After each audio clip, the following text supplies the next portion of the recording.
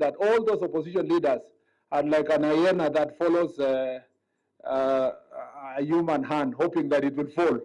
And for sure, they know that Gachagua'S has fallen already.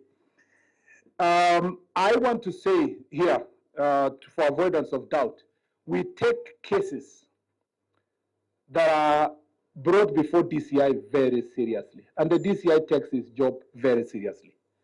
The Inspector General of Police is not under the command of the CS Murkomen, who was mentioned yesterday 388 times in a TV interview. My name was Murkomen, but for God's sake, my name is Murkomen. But even though I was referred to Murkomen 388 times, I want to say that I have no authority to direct the Inspector General of Police in performance of his duties to investigate and to carry out policing responsibilities. I can only give policy directions and support the department. I believe the DCI officers who are here are well-trained officers to investigate any crime. And so for anyone to say that 68 women were raped in Olkalau by police officers and that it has not been investigated and that they have not reported to any police station, that is really serious. And for him to go further now to perpetuate his lie that those 68 women were treated in private hospitals and released to go home, I would like to ask all those private doctors in private hospitals who purportedly treated 68 people to report all those cases to DCI and to the necessary institutions, if not DCI to IPOA, if not IPOA to Kenya National Human Rights Commission, so that we can take any person who has committed any crime to task. And if not, those who are making those reckless statements must be held into account, not just by the police, but by the people of Kenya. Not just by people of Kenya, by media houses. It is shameless that media houses can sit there knowing that somebody has lied, using our women and our daughters and our sisters to do cheap politics.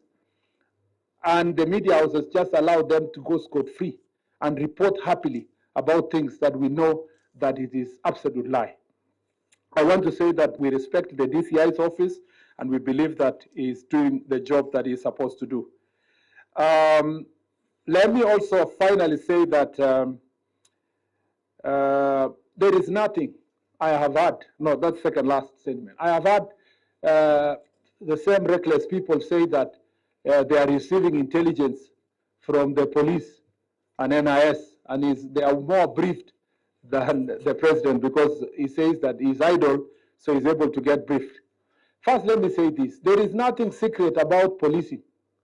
Everything that the National Police Service does is done in the open, whether investigations, whether it is transfer of officers, whether it's disciplinary process. So there is nothing private or secret that someone can go out there and say, I receive intelligence or I receive private. Everything we do is open and it's for the people of Kenya, including criminals and wayward people and impeached people.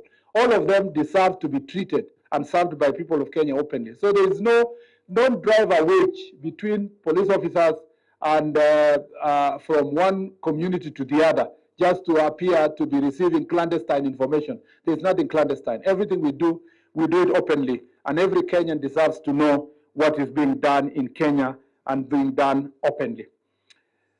The question of goons, which has become a subject, I must assure the people of Kenya that this issue of goons and goonism is not as bad as being exaggerated. It's actually hyped around politics and politicians. And all these politicians have had bouncers, bodyguards, so-called bodyguards in quotes that have from time to time get converted to goons.